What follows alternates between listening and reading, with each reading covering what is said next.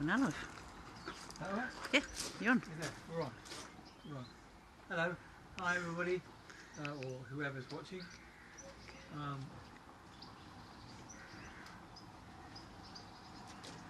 Welcome. My glasses are on crooked. I haven't got my gown on, my uniform. Right. So today I've set out this this little inscription on some slate. Is in fact a ribbon slate, but it seems very yeah, it's a kind of ribbon surface. How many more minutes? Look on the oven. How many minutes? Look on the oven. 11. Look on the oven. No, it's like, it's done. It's not. The big God, just what? Say quickly, love, because then we'll get on with. biscuits are still raw. Okay. Okay. Give them another 5. Give them another, yeah. Give them. We're doing it for the biscuits. Mina's making some biscuits, and one of the things that Tal and Mina are doing is they're experimenting, making numbers for Yvonne, Mina's grandmother's 70th birthday. So they're making biscuits. So they're doing a 7 and a 0 and ready to go on top of the cake. So that's what's happening. Hence the. All right, we'll get back to this. If I can remember what we were supposed to be doing. Hayley's on. Hi, Hayley. Hello. Oh, show Hayley the chickens. Oh, She'd okay. love the chickens. There you go. So that is Gloria, and that's Sydney, and there's another one hiding back here, and that is Hetty. Say hello, girls. Right, back to Henry. So, I mean, Hayley knows, but we got the chickens from a rescue. They're rescue chickens, so that when they came, they were really pathetic. They kind of had bald asses and very little, very few feathers on their wings where they're rubbing up against the cages. And when was it? November we got them. September we got them. So it's been 6 months, and they're looking fine. They're kind of almost kind of recovered, and they're right characters. So it's really nice to have them about. But I think, like I said last week, you know, you wouldn't like them big; they'd eat you. They've got that kind of beady look in their eye. Anyway, what we're going to do today is I set this out, this inscription. I would have liked to have had it. If you can see, the quality of the line on this isn't particularly brilliant. Because the Chinograph pencil was a bit soft. I borrowed one from my father-in-law. He's an architect, and his office is just over the yard, and he kindly lent me one, but it wasn't quite the right hardness. With stone, you need really quite a hard pencils. So we use 10H pencils, well hard pencils. We use 10H pencils, and trying to use as hard a Chinograph pencil as possible, so that you can get a really clean line. But as you can see, combination of the kind of ribbon surface of the material and the kind of slightly soft pencil is it's left a kind of slightly wide and slightly kind of raggedy line. So I'm going to cut the letters, and I'm going to cut the letters halfway through the line. So I'm going to aim for the line to be not on the inner edge of the letter, which I often cut. I cut my letters when I do a pencil line. I cut my letters to the inside of the pencil line, so I'm drawing on the outside of the cut. With this one, I'm going to cut to the middle of the. It's a kind of. It's almost too thin. This is an old. Well, it's been out in here. I've just slightly plucked it, and so these 2 letters I did before I started, and what it means is I've got to I've got to take it really steady. Otherwise, if I hurry it, then the letters will I'll lose control of the cut. I'll pluck the letters. So I sharpened the chisel before I started here. Aren't you supposed to be doing biscuits, mate?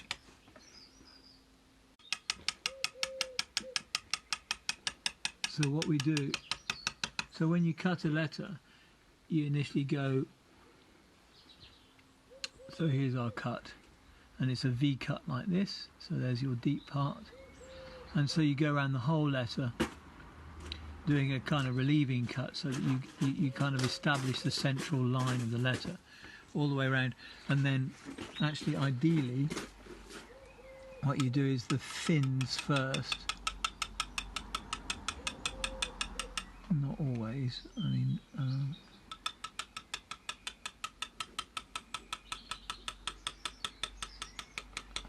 Brooke.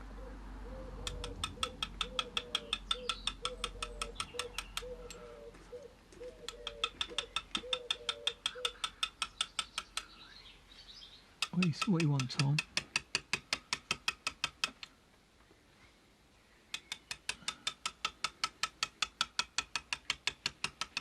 So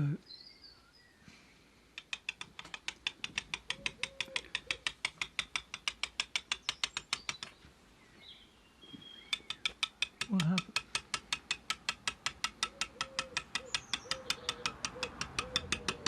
So that's a kind of roll. And there's a keep going. Talking and cutting. It's lovely to see you, but please go on. Are you going to stay or are you going to go? Stay, okay, you stay. But I prefer it if you went inside. No? Okay. Alright, well, it's not going to... Anyway. So, I had the other thing I wanted to... So this is kind of, I was going to show you what I do to cut, although I'm slightly kind of distracted by Tom in the background and the fact that I've got to talk at the same time, which I'm not used to. Normally, I put my ear defenders on and I play an audio book into my ears, and so it cuts the kind of... I get told a story at the same time as being able to concentrate on the letters. So around here. Now, one of the things that somebody brought up was this kind of whole thing about this being a mindful activity. And I was kind of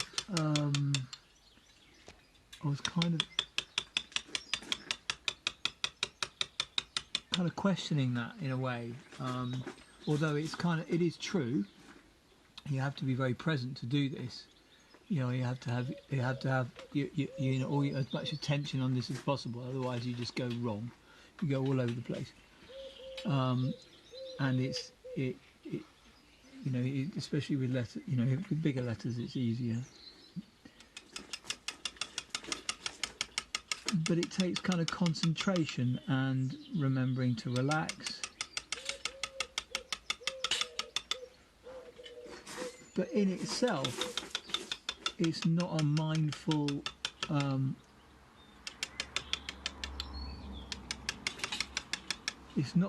occupation really, or it can't. You don't have to be particularly mindful. You just have to be able to have a lot of concentration. So what I wanted to say is that level of concentration, that single point of attention, can be a gateway into a mindful state. So mindfulness is not something that you do, it's something that happens. Mindfulness is something that happens to you, and all the things that people talk about being mindful are ways of kind of opening a doorway into a view of the world that is mindful. So the discursive narrative you know, like, oh God, Thomas is in the background. I wonder what they all think of me, or you know, we didn't do what I say. Oh, how does that reflect on my parenting? Oh my God, am I getting this wrong? Oh, there's a little chip out of there. All these stuff that goes on in my mind, all the stuff that goes on in all of our minds all the time, and the emotional content of that. So it's all in the foreground. However, in a mindful state, it doesn't necessarily go away. It can drop away completely, but it becomes a part of the rest of the landscape. So I think Eddie, I was going to quote Eddie, but I can't remember exactly what he said. But basically, it's the tweeting of the birds, the tinkling of the stand that Tom's doing, the breeze on my cheek, the hairs on my arms moving, all have equal attention.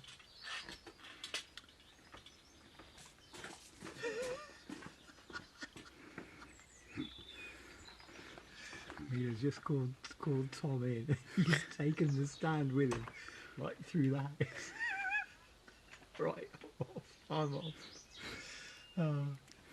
So yes, so that's the, you know, and I was talking to some friends of mine last night, or some people I meditate with last night, and off the back of reading a talk by a man called John Crook, who's the kind of a teacher of Zen.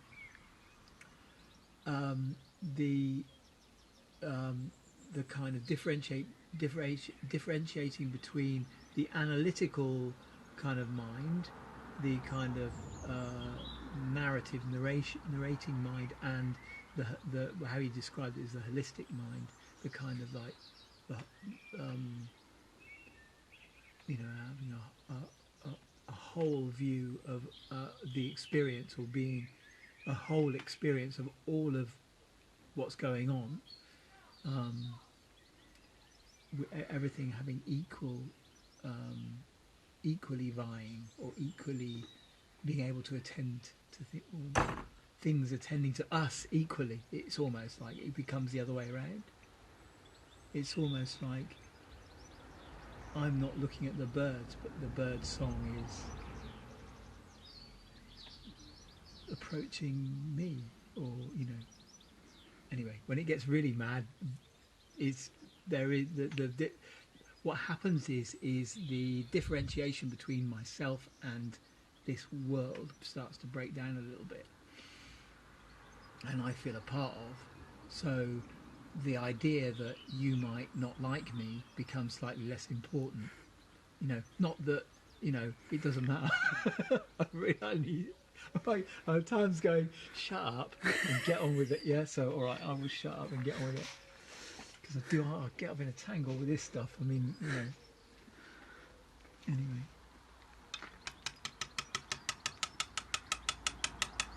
So, has anybody got any questions about something I really know about? That's just carving. No? All right. Haley's just... Anyway, here we are.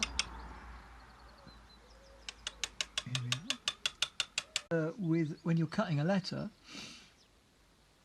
I mean, this chisel's just a little bit too small. Ideally, you want a chisel the width of the thick.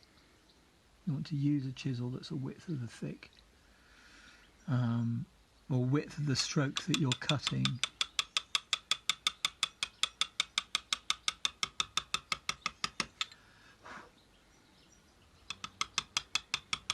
So,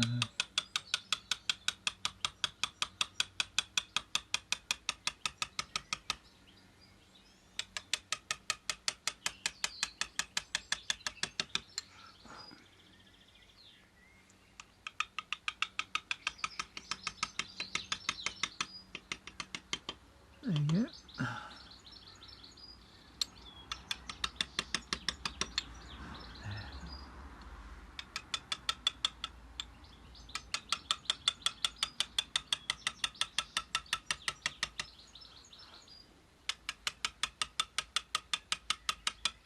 I'm kind of taking it really slowly with this material because I mean sometimes you can, you know, with a material that's got a flat surface. I mean this hasn't got, this has got a textured surface. With a flat surface, you can just kind of slightly ease in. If you mess it up or pluck it, you can ease it in. But with this, you can't really do that. So I'm going to take that. Here we go. Go around the corner, around the bend.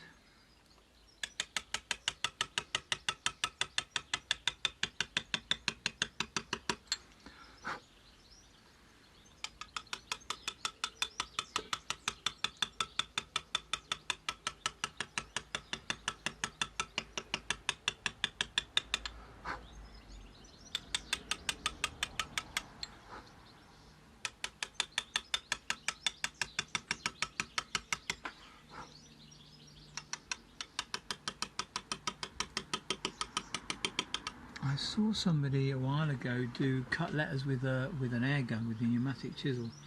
I thought that was an amazing skill. I mean, I find it hard enough to do it. Hard enough to do it with a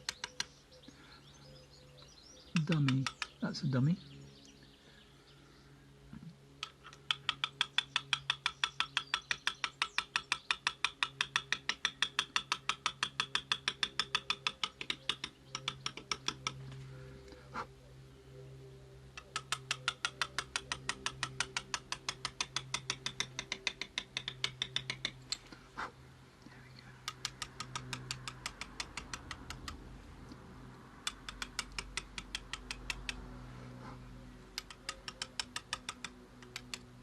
There you go.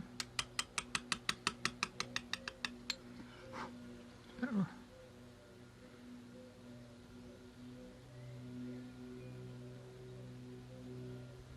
There we go, that's all right. Still could be a bit wider, that one.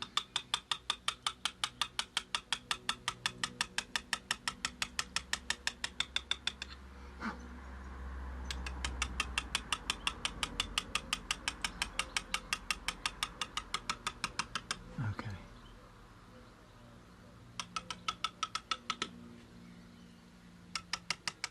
So the letter is a kind of calligraphic letter. So it's got a thick and a thin, and the thick is, if you imagine that it was a pen or a pen or a brush.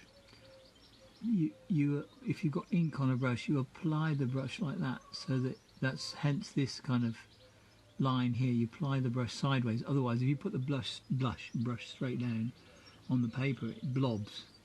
So you have a brush, and you apply it. Chinese brushes are slightly different. These are kind of chisel ends brushes, or chisel end or flat-ended nibs of pens, and then it's drawn down like that, and then you've got a thin stroke and a thick stroke as it comes down here, and as you see that it gradually thins out as the stroke comes back round again. And so all the letters are like that. You've got a thick and a thin, and the thick is because you've got the thick, and the thin is because,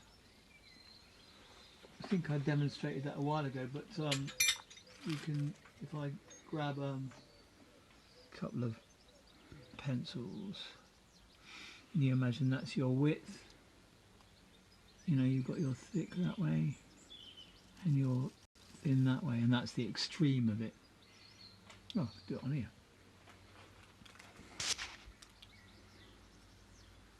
So, can't get in there. Do it like that.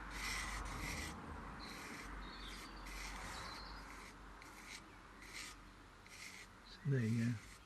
It's not a bit wibbly wobbly, but there you go. So you got your thick, and you got your thin, and you got your thick, and that's just because your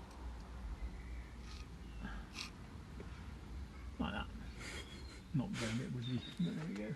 Anyway, that's kind of if you watch, if you go on you know, there's plenty of people doing calligraphy on YouTube, oh, that reminds me, we're gonna Ellen, who posts most of the things that I put up on social media now, is going to set up a YouTube channel, so these videos are going to be available to look at, not just live and then for a bit on Instagram, but they'll be there for people to have a look at on YouTube if people are remotely interested. What do we do with that chisel? Anyway, there we go.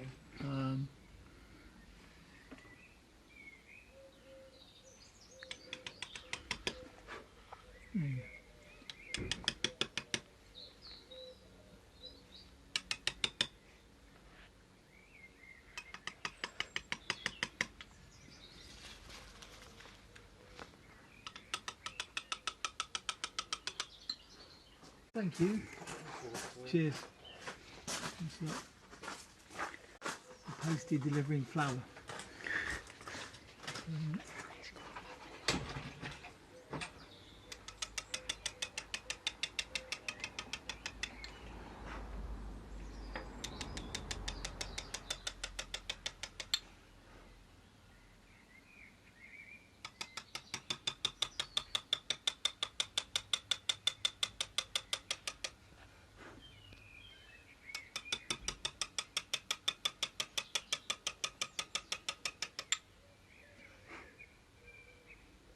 So we're nearly there.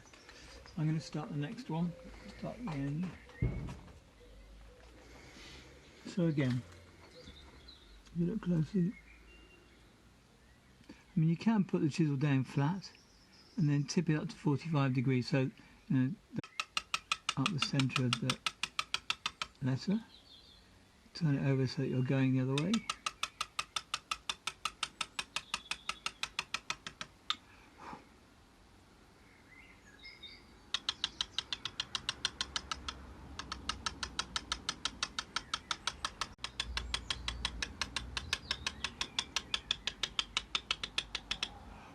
Centre, yeah, the stroke rather.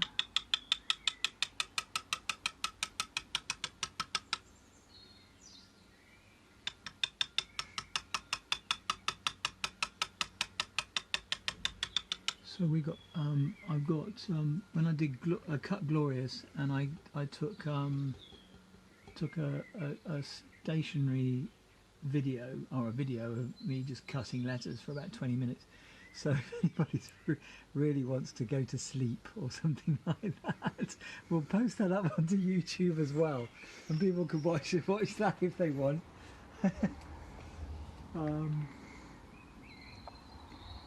Yeah. And if it's as therapeutic and as relaxing as Hayley says, then maybe people will watch it and just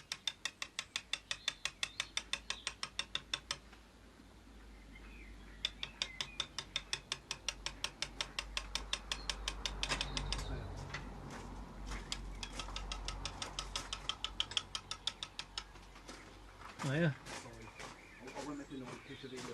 Yeah, no, we're videoing. Yeah, no, he's dead. It's fine.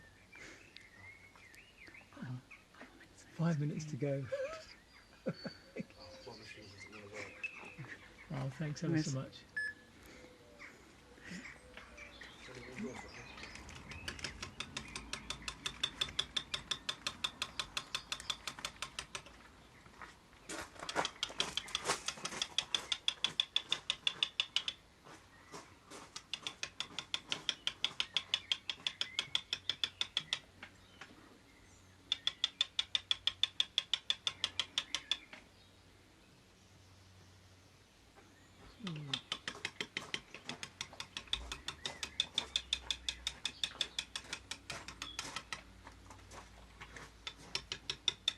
What I'll probably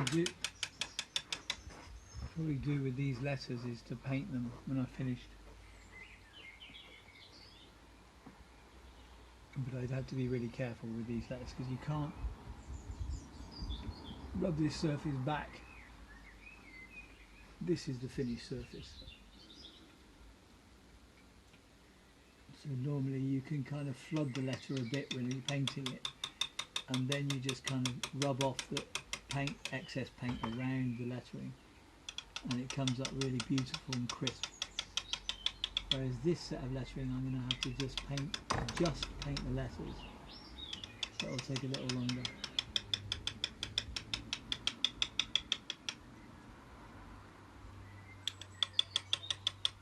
And I think this inscription is,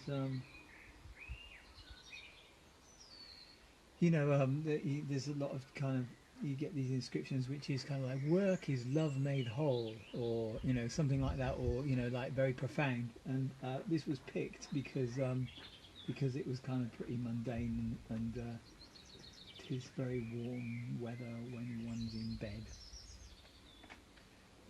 And this is commissioned by somebody who at the age of 76 works 8 hours a day. Just doesn't, works very hard, even in her retirement.